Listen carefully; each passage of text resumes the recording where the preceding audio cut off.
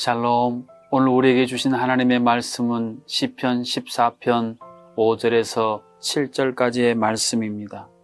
구약성경 811쪽에 있습니다.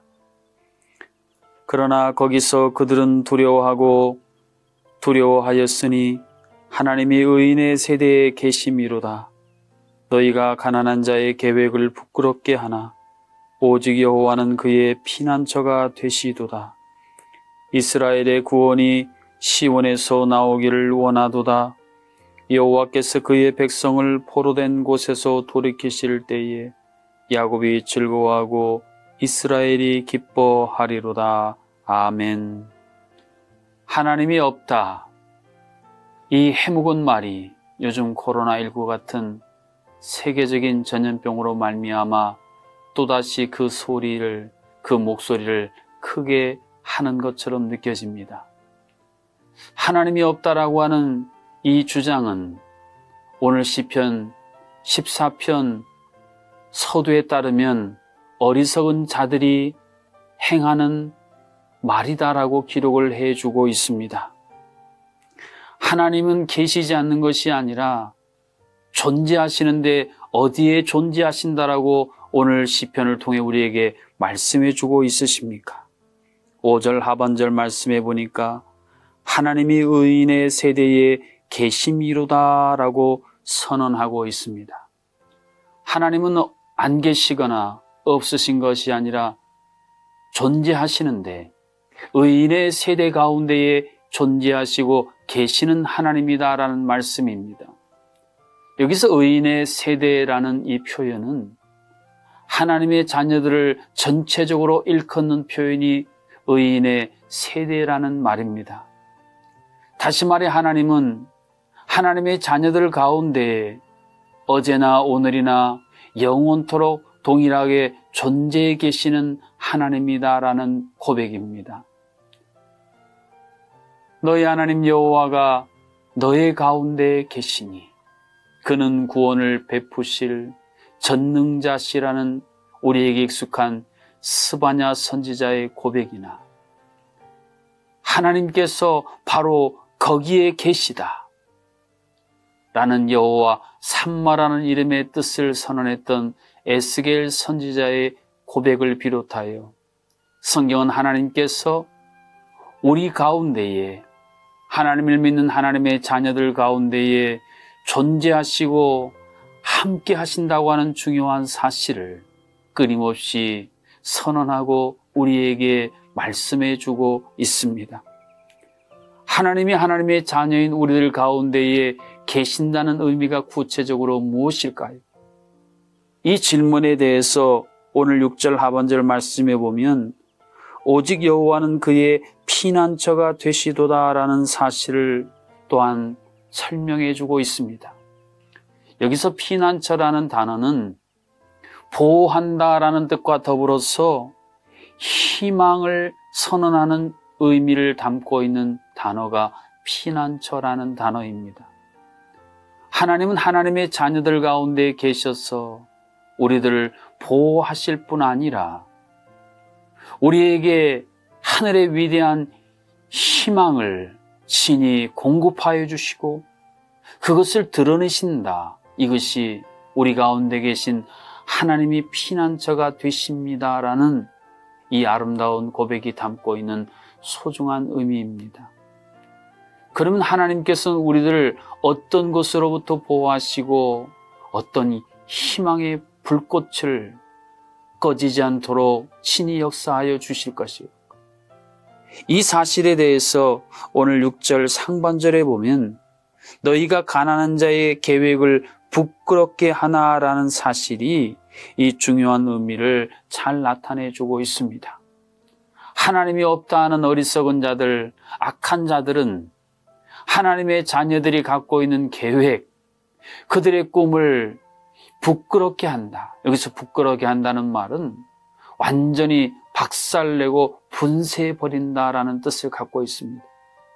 하나님이 없다 말하는 악한 자들이 하나님이 임재해 계시는 의인의 세대에 하나님의 자녀들이 갖고 있는 모든 꿈을 앗아가고 그 모든 것들을 부서뜨리려 하는 그 상황 속에서 하나님께서 피난처가 되셔서 보호하시고 그 희망의 싹이 완전히 짓밟히지 아니하도록 보호하시고 그것이 자라 나무가 되고 열매를 맺게 해 주시겠다. 이것이 오늘 시편 14절 의인의 세대 가운데에 계신 하나님이 피난처가 되셔서 행하시는 놀라운 일로 우리에게 그려지고 있습니다. 그렇습니다. 믿음은 우리 가운데 임재에 계신 그 하나님의 임재 아래서 살아가는 것입니다.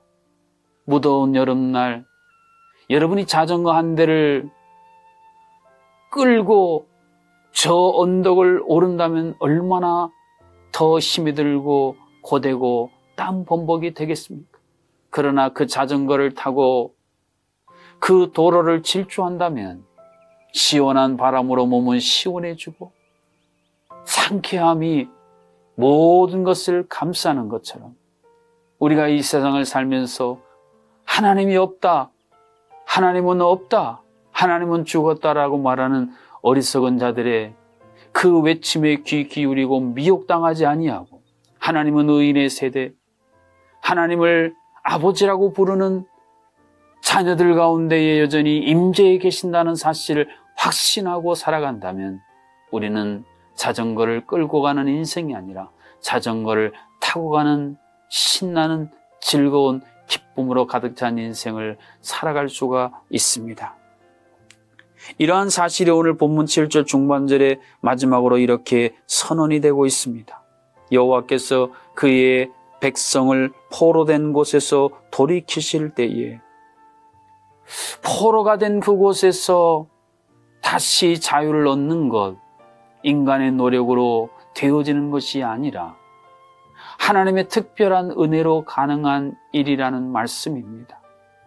어떤 신앙인이 덤으로 사는 삶이다라는 아름다운 고백을 남겨주었던 것처럼 죄의 포로 가운데 있던 우리를 그곳에서 자유하게 하신 하나님, 우리의 모든 꿈을 박살내려는 악인들의 손에서 우리를 보호하시고 우리의 희망을 삭틔우게 하시는 그 하나님, 그 하나님으로 말미암아 오늘 우리를 위협하고 우리의 꿈을 빼앗는 것 같은 현실 한복판에서도 우리 가운데 계신 하나님, 우리를 잠잠히 바라보시고 기뻐 우리의 이름을 부르시는 그 하나님으로 말미암아 그 하나님이 우리의 피난처가 되어주심으로 말미암아 그 안에 보호받고 더욱 아름다운 꿈의 나무를 자라나가고 아름다운 열매를 맺힐 수 있는 우리 모두가 될 수 있기를 주님의 이름으로 축복합니다. 기도하시겠습니다.